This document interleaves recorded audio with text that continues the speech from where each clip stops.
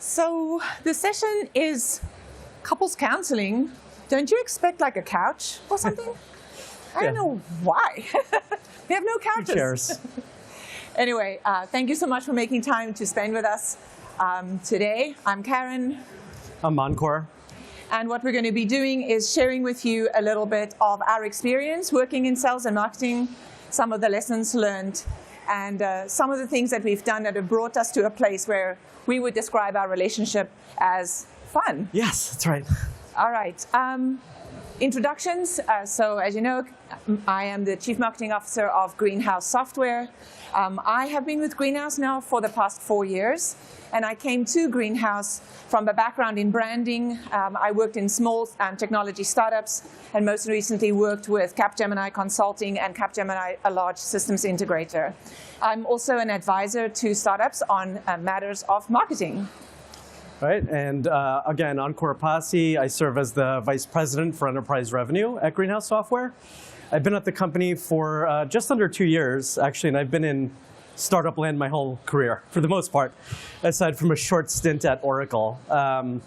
I currently advise 2 startups, and I'm also a mentor with Techstars. Prior to Greenhouse, I was at a company called Telnix, where I oversaw growth from 10 million to 60 million in ARR. Okay, so very quickly, our agenda today. What we're going to do is just share with you a little bit of the journey that we've been through to sort of, get where we are, reconciling past and present. Any therapy session starts with childhood. We won't get you all the way there, but we'll probably We'll start early in the career. Most recent 5 years or so. And then we'll segue into the things that we believe actually make the success, a successful partnership between sales and marketing. We will turn to, I don't know if you're familiar with this concept of love languages, but it is essentially a way to talk about the communication that is essential between sales and marketing teams. And we'll finish off with some key takeaways, things that you can immediately practice and take back. Our session today does not actually have any time for Q&A, but we would love to have some Q&A. So grab us or come and visit us at the Greenhouse booth. All right, let's get started. All right, so in order to understand the present, we have to go back in the past. So I'm going back to early in my career when I was working as a sales leader at an early stage company and understanding some of those gaps that existed in the relationship between sales and marketing that hindered our execution. So oftentimes you'll find that marketing is so focused on lead generation, right? So focused on a marketing qualified lead, when in reality, all that sales cares about is the opportunity, and a qualified opportunity at that. So what we've often found is that sales and marketing are sometimes on 2 different pages because they're executing and working in complete silos, and they're not project planning together. Right, right. And so while it's really appropriate that marketing is focused on lead generation, marketing also has this much larger remit of ensuring that the brand is where it needs to be, that awareness is there, carries through into all of these aspects.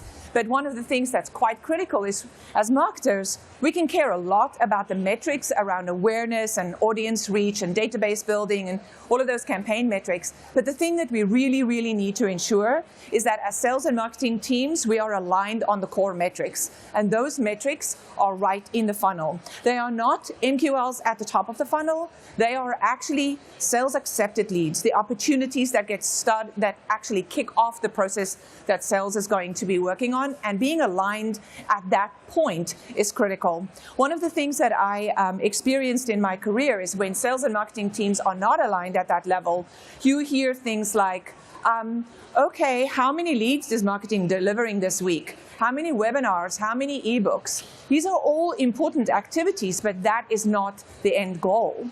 And so I think that there's an opportunity there for us to actually, as sales and marketing leaders, get off the hamster wheel of leads and get on the path of being focused on having a common target.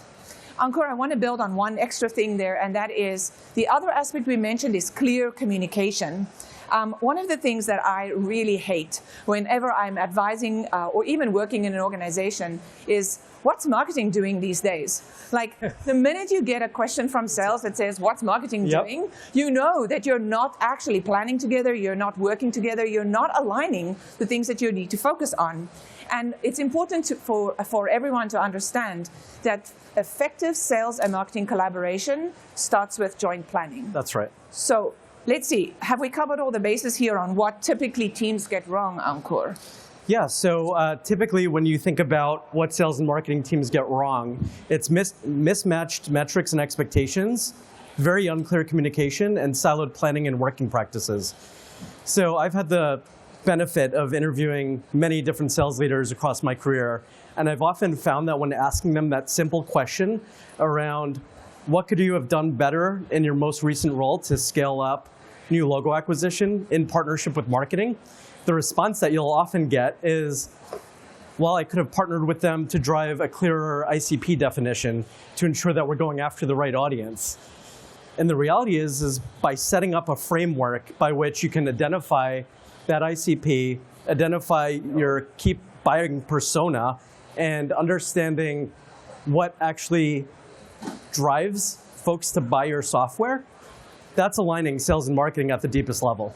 We're going to get to that planning framework in a minute in a bit more detail. There's one thing that I just want to share. Oftentimes you read about, one of the things that would secure a good relationship is having an agreed SLA. If you have a sales leader or a marketing leader says that we have to have an SLA, they fundamentally do not exist in a trustful relationship. Because when you are aligned on what it is that's needing to happen and you plan together, there's actually really no need for a documented SLA. You can have one, but basically you need to have each other's backs jointly as opposed to through the guarantee of an SLA. Did you want to say something? That's right. Yeah, I would say it doesn't only start with the top of funnel, it's also the bottom of funnel and mid funnel. So marketing and sales should really be focused on how do you move opportunities through the funnel after a lead comes in. Right. Okay. It's easy to talk about the things that don't work. There's a lot of them. Let's think about the things that do work. Okay, so for us, it starts with some of these things. And what we've done with these next few slides is just to give you some exhibits that actually speak to the things that we believe characterize a good relationship. That's right. So we've aligned on 4 different KRs. So for those of you that don't know what OKRs stand for, it's objectives and key results. And these 4 KRs are cross-functional. So it's not just sales and marketing. Product might be included, customer success might be included, and this drives organizational alignment throughout. So one that really stands out to me is just aligning on the product market fit. So GHSA stands for Greenhouse Sourcing Automation. This was a company that we acquired about 1.5 years ago called Interseller, and we've integrated them into our product offering. So what we're doing with this KR is actually measuring the success that our customer base is having adopting that product. So that's not only ensuring that sales is selling to the right buyer, that they actually have intent to use the product correctly, but it also ensures that marketing has a play in terms of educating our existing customers, and product is working on the things that actually drive adoption. I want to build on what Ankur is saying here, because the beauty of this OKR is sort of very at the top, very wide about what revenue target we're pursuing. But as you get more into the KRs, you actually get a sense of some of the prioritization that also would steer the planning and the campaign development and the prioritization that marketing would then have, the choices that marketing would have to make. So having shared OKRs and having kind of core metrics for that then sort of seeps into the next thing, which is shared projects. Actually, SaaStr is a really great example of shared projects, where from a field marketing perspective, we all sit down and we say, okay, who are the audiences that we want to reach? Where do they live? How are we going to find them? What are the roles and responsibilities that we as marketing and sales want to have? And before we actually get to an event like this, we've got everything pretty much worked out in terms of who's going to do what metrics do we want to see as success coming from the event, and then we never have to ask Ankur's team about a fast follow-through, because before this day is out, the follow-through would start to happen. And it sounds very simple and actually basic. It is simple. But if you never have those conversations and you never make those agreements, you never get the outcome that you're looking for. Oftentimes you'll find, in my opinion, without the framework, without objectively thinking about attending an event like SaaStr, what the outcome should be, who you're targeting and why you're targeting them, it gets messy, right? And sales teams just aren't executing on the right mission at hand. Right. So planning. This slide that you see, actually, can you see if I'm standing in front of it? Somewhat tall. This slide is a great example of good collaboration. So Ankur, talk a little bit, please, about sort of the framework of the segmentation that's on the side, and then I'll touch on the sides here. Perfect. Yeah, so in the enterprise, we've aligned on our top 250 prospects that we want to go after for one reason or another. For example, a reason might be that they're an industry leader and they're a great fit for our software. Another reason may be just simply that we've been in a sales cycle with them and we know for a fact that this year they're going to evaluate new vendors. So actually account executives, ICs, actually help build out that list. So they're taking, give or take, 10 accounts from their total account list to build up that segmentation. And then from there, we kind of boil it down as far as what the focus is. So we're also focusing on lost opportunities that are greater than 6 months. We're focusing on our top industries that we know we're the perfect fit for. And we're also focusing on some new industries that we want to A/B test. And the reason why Ankur is taking pains to actually talk through that is this is the first point of alignment. If you don't know who you're pursuing, you're not necessarily going to design the strategies and the tactics that'll get you there. But there's more to it, and that is what you see here in terms of top of funnel, middle funnel, bottom of funnel. We actually frame out at the beginning of the planning period and sometimes refine it at the beginning of each quarter what it is that we're going to be pursuing and what initiatives and campaigns marketing is signing up for, who are we targeting. And then I think an important piece of sales and marketing collaboration is obviously the sales enablement component. There's a ton that goes into making sure that everyone has the tools that they need and know what to expect from each other. I love that we're talking about the who, the what, and the why. So sales enablement in general is obviously critical to this, but also those personas and understanding that both AEs, ICs that are writing the content for marketing are all aligned on the why is critical to any success, but specifically the success of this campaign. Right. Okay, so the relationship between sales and marketing is often full of buzzwords. Name a buzzword that starts with an A. ABM. Man, the number of times I've been in conversation where somebody says, let's do ABM. I'm like, do you have a clue? So the thing about ABM is really trying to understand how are we going to reach a target, an audience in a customized way, if you would, in a more personalized way. And sales has this tendency to say, well, let's do ABM because it means lots of dinners and events and possibly some, personalized swag. For us, it actually means in every sphere of that breakdown, how are we going to reach the one-to-one, one-to-few, one-to-many? And there's a ton of benefit in sitting down and planning together what that entire process of ABM is going to be. And for us, successfully in Greenhouse at this moment, we are doing ABM at a pilot level because there's no point in diving in and pretending to have a big ABM program. What you really want to do is scope it out and start maybe with a handful of accounts to see what kind of successes, how is it going to work in marketing, how is it going to work for sales. I'm going to skip over this slide just very briefly, but essentially it's an entire process and timeline. And one of the things that Ankur and I actually feel quite strongly about is that there's a lot of shared process and shared tools in getting good collaboration between sales and marketing. Ankur, did you want to just talk a little bit about that? Yeah, so in general, when we think about scoring, we're not just talking about scoring ABM accounts, we're also thinking about scoring leads. And I think that's really critical, aligning on lead scoring at the earliest level, but then also focusing on prioritizing those very high priority opportunities through marketing, spending dollars on ads, et cetera. Right. One thing that you just brought up, which is an important point of alignment, is you got to sit down and look at the marketing and sales life cycle. So figure out right from the beginning what all the stages are going to be in your funnel and agree on where marketing is going to be leading, where sales is going to take over, what the expectations are. Oftentimes, when a relationship between sales and marketing isn't working, you hear things like, oh, it's a top of funnel problem. Sometimes it's a top of funnel problem, but other times it's a problem with lead qualification. Other times it's a moment where that handover wasn't actually done very well. In the case of, let me just see, in the case of marketing, the joint metric that we have in Greenhouse for us is the sales accepted lead, sales qualified lead actually. And so marketing is measured, our performance rests on that. And that is the very same metric that sales is sharing with us. Yeah, and I was just going to mention that on the right-hand side, you can see that there are different folks that are involved in this. So from SDRs to AEs to marketing. But we also talk about building out that sales process, which I think is really critical. So on the right-hand side, we have a tidbit there that talks about accelerating deals and creating that toolkit to help AEs validate, prove, negotiate, and close. We're actually leveraging marketing to share specific content that we should serve up to our buyers at specific stages to help accelerate that sales process. And that's been immensely valuable.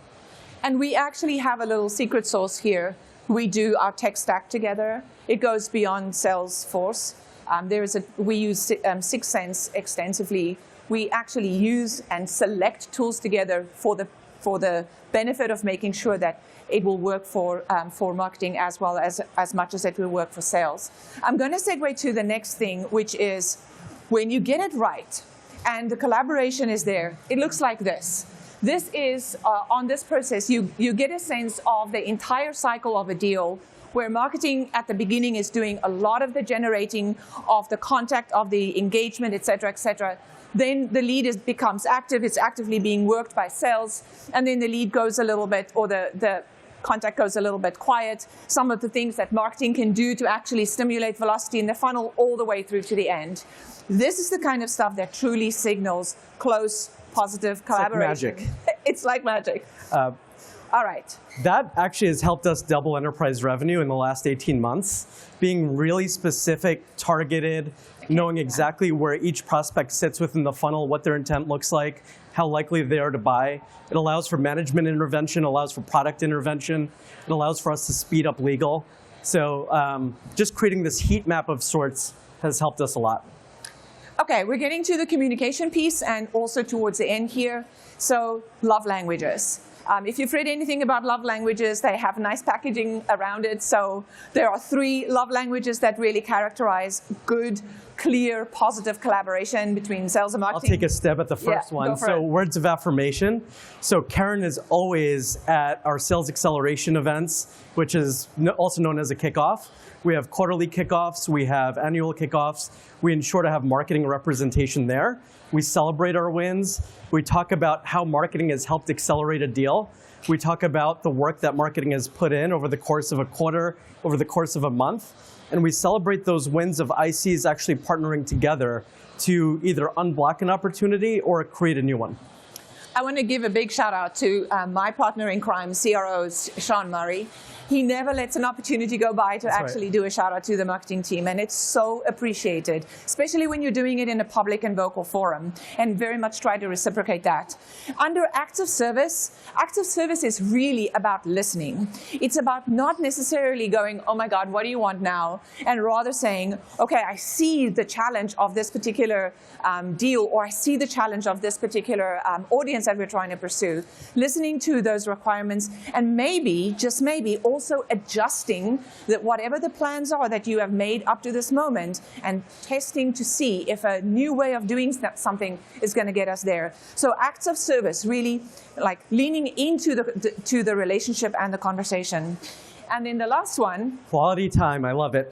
So for salespeople, we love to spend time in person, get out of the virtual office. And I could tell you that it's helped immensely to spend time with Karen in Cannes a couple of months ago. And I brought our little baby, and it was a lot of fun. But I think spending time in person, getting out of the virtual office, ensuring that you're collaborating in real time, ensuring that it's communicating, you're communicating to your entire team what's taking place, inviting folks from your team to collaborate. It's been immensely helpful for us as well. So our key takeaways for you, and I think you've picked up on a whole bunch of them. These three things, shared metric, frequent celebrations, and making time together, we've just spoken about them. But there is one other, I think, really critical thing, and it's about executive leadership alignment. If you're going to have a positive sales and marketing collaboration, it actually starts at the top. It starts with the go-to-market leaders that are hired by the CEO. It starts at the support of the CEO for those two leaders to collaborate, and then for those leaders to role model the relationships and the behavior. And in Greenhouse at this moment, we have levels of collaboration that goes way beyond CMO and CRO. It goes into operational teams, revenue leadership, marketing leadership, and a thing called customer acquisition, SLT, which is where we are all sitting around the table every 2 weeks talking about what's happening in our acquisition, in our pipeline, across our sales. Ankur, can you bring us home? Yes. So in closing, I hope you all walked away with something valuable. The one part I really want to speak about again, because it's immensely valuable for everyone, not just us at Greenhouse, align on that one North Star metric. Do it once a year and ensure that all teams are tracking towards that metric and back it up quarterly. Plus 1,000. All right, that's our story. If you have any questions, please see us at the booth at Greenhouse. And I will just say one thing. When you get it right, it's a joy to be in both marketing and sales. All right, thanks everyone. Thank you.